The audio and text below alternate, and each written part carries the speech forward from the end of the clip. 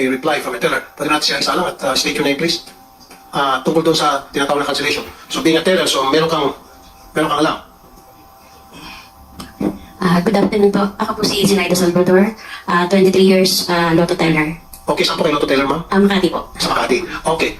Nagsalita kanina si Mr. Robles kung Sir, cancellation.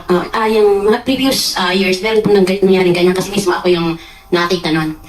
Yung isang checker sa accounting, nakita nga na meron parang gano'n na nag-fake, nagka-cancel, pero yung naka-insert na ticket sa ilalim is not good ticket. Ngayon, ang problema po namin, hindi naman po lahat. Ilan ang mga lotto outlets? Kumbaga, dapat hindi nila lahat. Yun, meron talagang gano'n. Meron na nangyari noon. Matagal na yun eh. Mga nasa ano pa yan kami. Quezon City. How long was it, ma'am? Ilan taon na nakaraan? 2005, 2007. I think ganun. So after 2005, wala na kayo alam na nangyari? Wala na akong narinig. Ano Pero yun? sabi nila, meron daw din pang nangyayari. May nagre-reklamo pa. Ngayon, ang ano ko lang po, hindi naman po lahat ng tellers gano'n. Kumbaga marami po kami. Kung lahatin, katulad yan, meron ako na, naranasan ko yan eh. 240. Ang sahod ko 400, minus 240. Diba? Ano na nangyayari? Bali, ang machine po ngayon, napaka-sensitive. Tapos meron po mga, minsan may mga errors po na hindi namin kaya. Hindi namin kaya eh. Kumbaga wala kaming control. Wala kaming control doon. Katulad sa mga printer error, sa mga thermals, yung mga scanner error. Ewan ko kung alam na nila yun, yung loob ng glass cleaner, pag yun nalagyan ng alikabok. Pag once nagpasok pa ng card, pag akyat ng alikabok, babasahin niyo kung saan siya tumakat. Ganon minsan ang nangyayari doon sa mga ticket na binabasa ng ibang amount. Okay. And because of that, ay nagkakaroon ng cancellation. Opo. Kayo ay, isa sabi kanina ni Ms. Javier, hinikitan hanggang sa ma-terminate. Nagtanong naman po ako nung nakaraan sa accounts. Tinanong ko po yan. Ang sagot sa akin ay, yung one day po na, ay yung kumbaga pag lagi na lang daw nagka-cancel, yung sa cancellation naman po, medyo hindi naman sila, kumbaga, kami yung magsasuffer. Sa cancellation kayo magsasuffer? Oo, magsasuffer. May babawas mo sa sweldo nyo? Para sa amin yun. Kasi hindi rin naman i-carry lahat ng ng agent eh. Katulad nun, meron akong, kasi may mga GCs po ako ng mga tellers. Meron doon, 6,700, inabunukan niya. Meron 1,002. May mga records po ako nun. May mga, yun nga po ang hirap po doon sa mga, yung printer error, yun ang hindi namin kaya. Pero yung po niya, nagmamanual lang kami, magkakamali kami. Pwede namin sagutin yun. Pero yung mga printer error, yung mga thermal error, ang hirap eh, hindi namin control. Wala kami control doon eh. Okay. So, 23 years pa akong teller, pero ngayon lang ako nakaranas ng ganyang kalalaking So, wala nang hirap. aware kayo doon? Yung sinasabi po ni Ms. Salvador? Yung mga Bago po yung ating PLS at we have referred the matter to them. At yung pong mga sinasite namin po ay nakadokumento po which prompted us. Yung pong sinasabi nyo ay we will have to look into yung isolated cases na yun. Pero ang nakita namin talaga, without even checking yung maliliit po, yung wholesale cancellation po. Yung po ang meron po namin nakita. We got the top 10. Tapos nangyayari lang po yung cancellation sa 2D and 3D lang po. No. It's a real world. Pero yung pong tinignan namin, ang majority po lang, nakita nyo 6 digits hindi nagkakamali. Meron po yun yung tinignan namin, bakit ka nagkakamali sa 2D and 3D? Sa 6D hindi ka nagkakamali. Wala ho, 0 ang 2D, 3D. Kasi kung malaki ho ang premyo ng 6D, hindi ho kayang labanan yun. Yun ho ang naging explanation over the years. So yun ho talaga ang naging reason namin. Yung mga, kita nyo 14,000 yung cancellation, 9,000 yung pumasok. Paano naman ho yun? So yun ho, indicative na yun na yung ng 4D tsaka 6D hindi nagkakamali. Bakit doon namumukod tangi lang ho doon sa 2D and 3D? Ms. Javier? GM, may we suggest po na yung mga grabe po yung cancellation, di dapat po yung sila ang terminate at saka po, sila na lang po yung binablock, pero huwag naman po yung lahat, kasi yung mga iba naman po talaga, kami ho, takot kami na yung mag-cancel po. Nililingin na lang po namin sana na kung may kasalanan po yung isang agent, dapat po ipatawag siya kasi nagsasuffer po yung karamihan dahil po doon sa kanilang kasalanan. Tama, I agree with that, Mr. Robles. So, yung sabi nyo kanina, identified nyo, yun din daw yung sabi mo yung lugar at mga lotto agents na palagi nagkakaroon ng cancellation. Then, yun dapat ang patatawag nyo, yun dapat ang i-terminate nyo yung kanilang kontrata. Bakit yung 2,000 nadamay? Ito po sample. Ma'am, may sample, ano po yung sample niyo, ma'am? Ano po ito, ma'am? Tapos po yan ng mga tickets na hindi namin makancel kasi nga, at dahil nga po sa yung walang cancellation, ang problema po dyan sa scanner. Scanner. Okay, kung maintindihan ito, alam mo, Yung, ang taya, sa 310, ang taya lang dyan is 10 pesos, nagiging siyang 310. Binabasa ko yung, wala naman siyang nakaguhit, pero binabasa yung 300. Yan po. So- Ito po naman yung sa scanner. so scanner ang Ito, problema mo. So, kung yan ang taya mo is, magkano ulit ang taya? Ang taya ay 10 pesos lang 10 pesos. po. Dalawang 10 yan, yung isa naging 300. Okay, dalawang 10. Opo. Ay, 210 isa. Opo. Ay, bali, ano po, parang may binasa siyang isang 300, isang 200. Ito naman po yung sa printer error. Ay, isa thermal error. Printer error din, kasama na sa thermal. Okay. Na ayaw tanggapin ng customer kasi punit. Pero good ticket naman sana siya. Kaso lang punit, hindi tinatanggap ng customer. Bakit ako punit? Sa thermal po. Sa thermal? Yung mga thermal po. Kahit na siguro ako mananaya, pag nakita ko punit, huwag ko tanggapin yan. Baka mamaya, pag nanalo yung ticket ko, mababahin-bali. So, again, may cancellation Sagot yan. yan. Sagot na namin. Kumbaga, babayaran Kakain niyo na yun. Oh. Laban na lang. Yun ang mga legit na cancellation.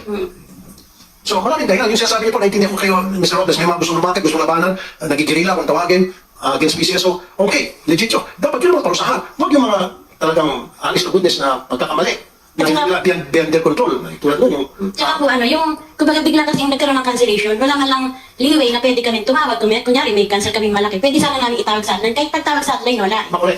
Wala. Okay. Ayun, binigyan sana sila ng piliway yung pagkakataon na para maayos yung problema tungkol sa cancellation. Kasi nangyari, kapag wala ng lunas, right there and then, sila ang umabono. Tama ba? Kami po. Kayo umabono. Tulad nito, isang may problema yung printer, may pagbasa ng printer. Oh, cancellation yun. Eh sila nag-abono. Siyempre sabihin ng mananaya, hindi naman yan tinaya ko, bakit niyo ako bigyan ng ganung ticket na mali? Of course. Cancel na yun. Kasi sabihin ng tao, hindi ko na ituloy yung laro ko. Abono sila. So yan dapat ang i-correct ninyo, hindi yung i-correct by way of terminating their contracts. Ay, hindi po termination yun po. Ang ginawa namin, ni-stop po muna namin yung reimbursements, cancellation process namin. Kasi na yun nung with a large pool, yun po, kung 500 to 600,000 a day po, very telling po yung kasi po ito. Pero you're right, we will, in fact, yung mga legitimate concerns like oversensitivity, we forwarded it already. I know. Yung sinasabi kanina, masyado kayo nag-ihigpit until such time na ginawa yung rason, yung paghihigpit, na hanggang sa ma-terminate sila, di ba? Miss Pauline, sinasabi niyo, Mr. Chair, hindi po. We cannot coexist without the traditional. Dahil marami pa rin po talagang nasa traditional. In fact, iba po ang market ng traditional. Iba rin po yung I nag-online. understand. Kaya nga po, sir, if I may, there is always a different market for the online kahit po sa ibang bansa. The traditional, the over-the-counter po is always there. Kasi po ang nature po ng mana natin is very superstitious po yan eh. Suki-suki po yan. So, we understand that. But we will seriously look at the problems po ng mga legitimate cancellation. Yan po, I will promise you po, after this, we will have to sit down on that. Maybe we put a cap on saan ang pwedeng... And then if you were to ask me, Mr. Chair, yung mga cancellation na beyond their control, na may problema yung PCSO, dapat ma-refund, ma-reimburse yung mga nag-abono. Ibalik yung mga pera nila. Kasi karamihan sa mga teller ay nag-abono. Kasi hindi naman nila kasalanan eh. Bakit hindi? Mr. Chairman, sino ang provider ng system sa Lotto outlets? Ito sa joint venture po. Ano pong pangalan? It's a Pinoy Lotto. So yung Joint venture. yung physical Lotto outlets, yung sinasabi nila na may printer, magbibigay ng thermal paper, ang provider niyan is Pinoy Lotto. So dapat ila-assess din ninyo siya anong performance ng kanyang system kung punit ang thermal paper, yung dust ay nag-accumulate, nasisira yung pagbasa ng mga QR code o whatever, mga 10 pesos, 300 pesos ang lumalabas, software problem yun. Is that your responsibility as PCSO or as a provider's responsibility? Well, yung papers po, if that is defective, then we are to blame. Pero again, kung hindi naman po yun ang reason, we have to look into it if it's really the paper. Kasi sabi ko nga sa inyo, hindi naman po across the board yung nakita namin eh. Very specific areas po eh. Alam ko yung meaning nyo, Mr. Robles, nang nakita ninyo, siguro you looked at your computerized system, yung online ninyo. Pero ito yung reklamo hindi nyo makikita eh. Yung punit yung papel, mali ang pagka-print, wala sa lahat, hindi na nila re-report eh. Hindi nyo nakita yan sa main office ninyo, imposible na. Pero now, nalaman nila na, alam na ninyo na marami palang nagtitiis na lang, ina-absorb na lang yung loss kasi there is no effective reportorial system. You must put one in place, require it from that provider, Pinoy Lotto. Pinoy Lotto? Dapat galingan ni Pinoy Lotto. Tapos dapat may feature naman ng immediate cancellation. That should be a feature. At the immediate one, yung pagka-place ng bet, either hindi nagbayad yung tumaya or whatever, dapat may feature na cancellation of the bet. Software May reason.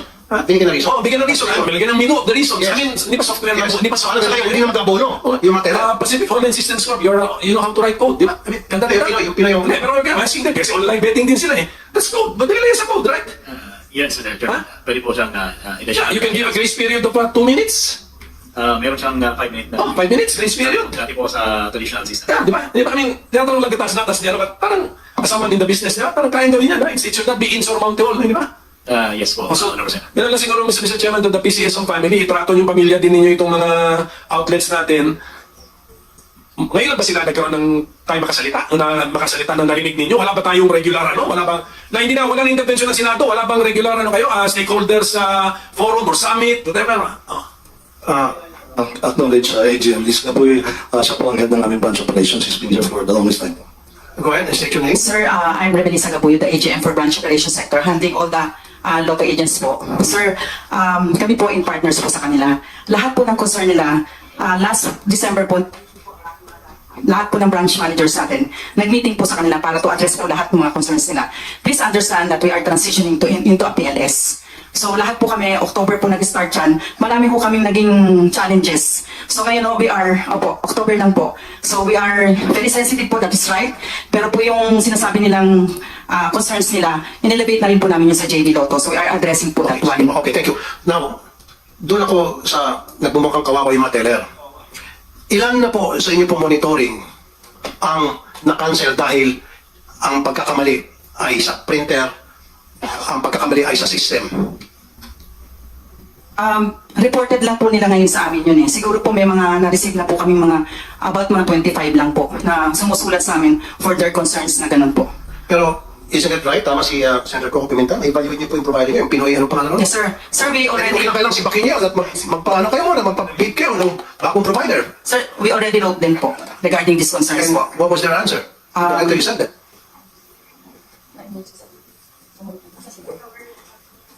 Wala pa po kaming na-receive na ano po. Eh, kailan kayo sumulat sa kanila? Parang 2 weeks ago po sir.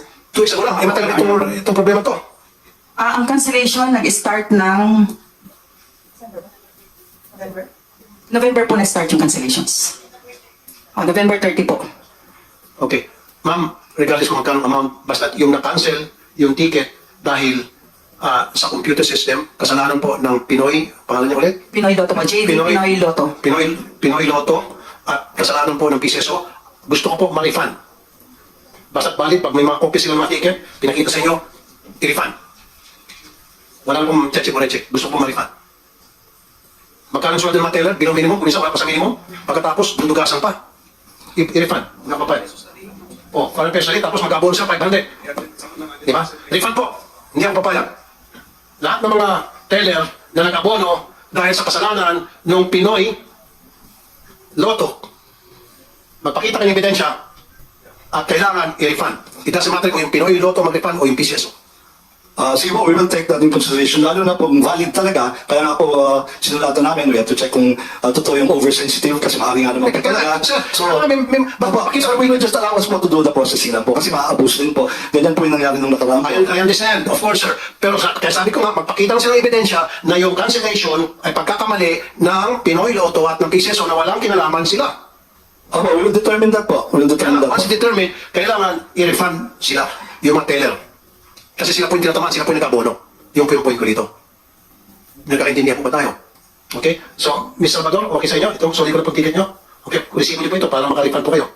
Sign niyo po yun, ilang hundred yan. Kasi yung iba sir naitapon na. Wala na. Naitapon Walang na. problema. Wala na kami po. Wala na, paano yun?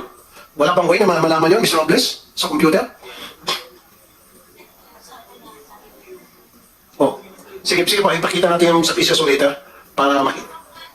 Nagbigay pa ako ng letter sa kanila nung pag-start ng cancellation. Kailan po? November, I think it's November, Monday yun eh. Tuesday, Monday. Nagpasa na ako ng letter. Noong November. November 13 siya nag-start. Hapon nagpasa ako ng letter sa Okay, kanila. sige, May November mga 30. pictures yun. Nakatanggap kayo ng reply doon sa letter nyo. Wala po, nagpa-follow up lang po ako. Tapos, ipinasa ako sa gaming department kay...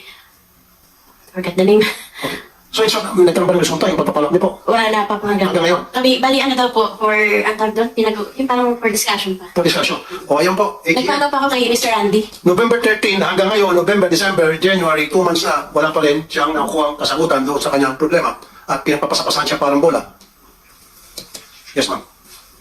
Your Honor, nakipag-meeting po ako sa kanila, if you remember po. Ma'am, yung meeting po natin regarding po doon sa nawala ng machine. Hindi po, marami po yun. Kasama po yung ano. Kasama din po. Ano tayong minutes niyan, ma'am? Yes, ma'am. Continuous po na nakikipag-usap po kami sa inyo. Lagi ma'am. po yan. Kaya our office is always open po sa inyo. Lagi po yan. Meron po tayong mga minutes of the meeting po yan. Bali, ang meeting po natin noong December 21. Opo. Regarding po doon sa mga nawala ng machine. Tapos, sinama ko na rin yung sa cancellation at saka yung mga Yes po, protocols. sa thermal rolls. Opo. Pero no more, hindi na ulit ako nag-ano ng letter sa inyo. Opo. Yun lang po. Pero once in a while, nagpupunta ako sa PCSO para ma-clear ko lahat yung mga rumors na lumalabas sa mga Yes FB po. page. Yes po. Unless kung meron mga katanungan pa Senator Coco Pimentel sa susunod na hearing natin, for now, I'll suspend this. Iimbitahan ko po yung mga taga-office of the Ombudsman para kung natin opinion tungkol dito sa mga violation, hearing violations, matter of fact, na ginawa ng PCSO, kung meron bang mga kasuhan dito sa graphic oral practices. So, mas maganda magsalita yung office of the Ombudsman. Yes, Senator Ko. Okay, kanina Mr. Chairman, na-establish natin na sabi ng PCSO may kapangyarihan sila to use a certain fund to augment the price, the jackpot. Do you also have the power to access a certain fund to reimburse these tellers na naapektuhan nating these well-documented cases of loss not due to their fault or negligence but due to the system? Fault in the system. Can you do it? Di abot na 1.7 billion yan, katulad ng inaugment ninyo sa price funds. Are you asking the chairman? I'm asking them if they believe that they have the power to set aside funding to compensate our tellers. Senator Coco, kasi nasa bagay mo, Chairman, kasi kung binigay ko Chairman, pasagutin natin. Kung hindi, are you addressing that question to Pwede si Chairman, pwede si GM. Those who are familiar with their losses.